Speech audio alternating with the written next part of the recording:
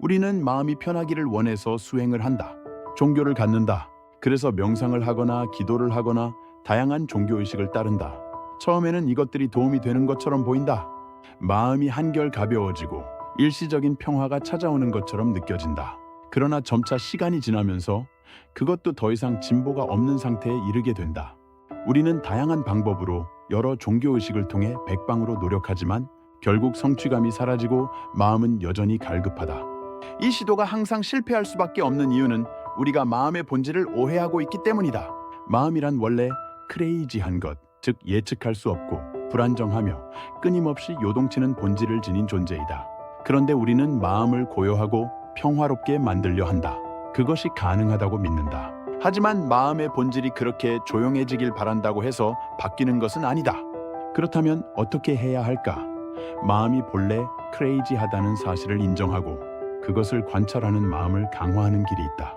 사실상 진정한 수행은 마음을 편하게 만들기 위해서 하는 것이 아니다.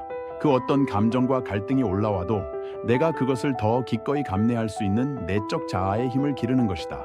우리가 수행을 한다고 해서 마음을 억누르거나 눌러서 평온을 유지하려는 것이 아니다. 그 대신 우리가 해야 할 일은 그 마음을 어떻게 차분하게 바라볼 수 있는지 관찰의 힘을 길러내는 것이다.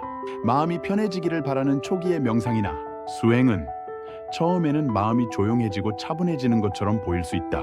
이 과정에서 마음은 억제되고 결국 그 억압은 더 큰 폭발로 이어진다. 결국 마음은 억지로 진정시키려 할수록 더욱 거칠어지고 결국은 뻥 하고 터져버린다. 그러므로 중요한 것은 마음이 요동치더라도 그것을 제3자의 시각으로 관찰할 수 있는 능력을 기르는 것이다.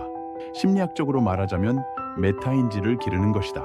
이것은 바로 우리가 자신의 마음을 관찰하고 그것을 이해하며 수용할 수 있는 능력을 키우는 것이다. 이러한 능력으로 인해 결과적으로는 요동치는 마음이 어느 정도 잠잠해지는 경향이 있다. 그러나 무엇보다도 우리는 그 과정에서 얻은 내적 힘을 길렀기에 마음이 다시 요동친다고 해도 그것을 제어하려 하지 않고 그냥 바라볼 수 있게 된다. 이것이 바로 이 세계 속에서의 범인들이 하는 수행의 본질이라고 할 수 있다. 그래서 수행은 결국 이 세상에서 힘 있는 존재가 되는 것이다.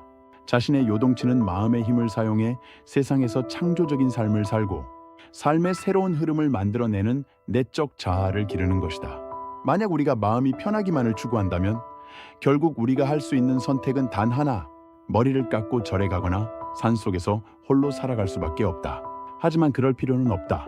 우리는 세상 속에서 살아가며 그 요동치는 마음의 힘을 다루고 그것을 도리어 창조적인 에너지로 바꿀 수 있다.